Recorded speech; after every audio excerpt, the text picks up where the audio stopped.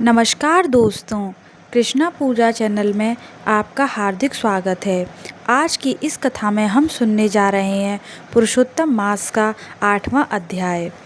अधिक मास पुरुषोत्तम मास के 8वें अध्याय में भगवान विष्णु द्वारा मलमास को बैकुंठ में स्थान देने और सभी मासों में सर्वश्रेष्ठ पुरुषोत्तम बनाने की कथा का वर्णन है।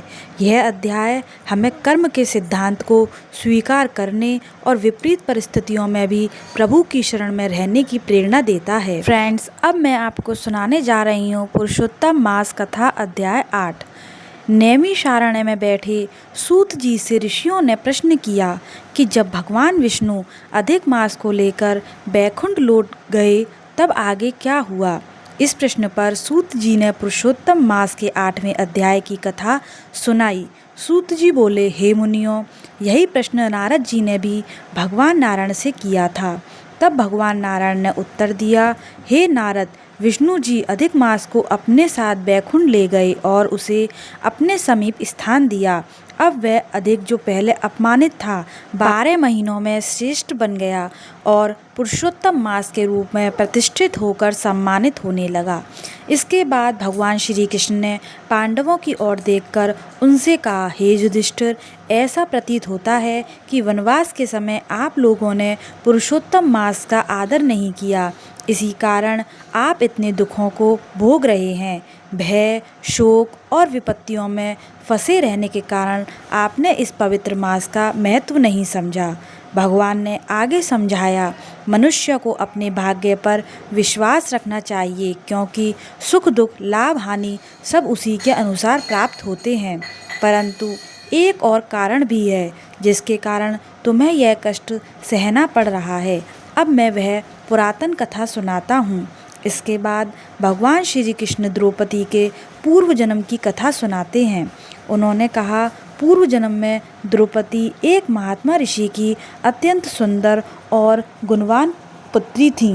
वह रूप, विद्या और नीति में निपुण थी और अपने पिता की अत्यंत प्रिय थी, किंतु उसके मन में एक ही चिंता थी, उसे योग्य पति और संतान सुख कैसे प्राप्त होगा।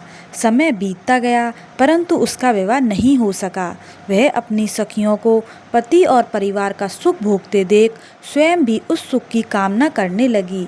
वह चिंतित रहने लगी कि कौन सा उपाय, कौन सी उपासना या कौन सा पुण्य कार्य उसे यह सुख दिला सकता है।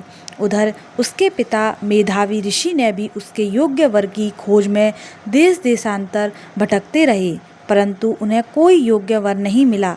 इस कारण वे अत्यंत चिंतित और निराश हो गए। इसी चिंता और भाग्य के प्रबल प्रभाव से वे गंभीर रोग से ग्रस्त हो गए और अतः उनका देहांत हो गया। मृत्यु के समय उन्होंने भगवान श्री कृष्ण का स्मरण किया, जिससे भगवान के दूत उन्हें अपने साथ दिव्य लोक में ले गए। अपने पिता की मृत्यु को देखकर वह कन्या अत्यंत दुखी हो गई। वह विलाप करने लगी, हे पिताजी, अब मैं अनाथ हो गई हूँ। मेरी रक्षा कौन करेगा, मेरा पालन पोषण कौन करेगा। वह अपने पिता के शरीर की गोद में लेकर रोती रही।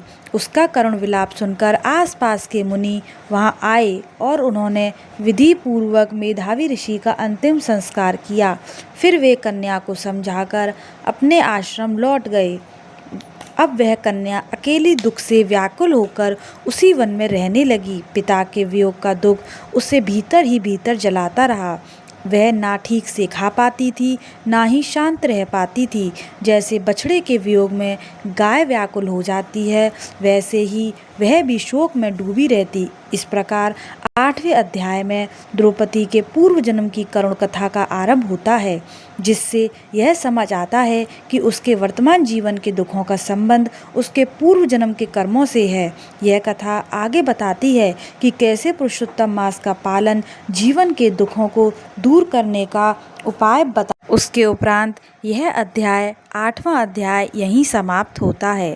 फ्रेंड्स, अगर आपको मेरी यह वीडियो पसंद आई हो तो मेरे चैनल को लाइक और सब्सक्राइब करें। मिलते हैं फिर अध्याय 9 में। जब तक के लिए राधे राधे।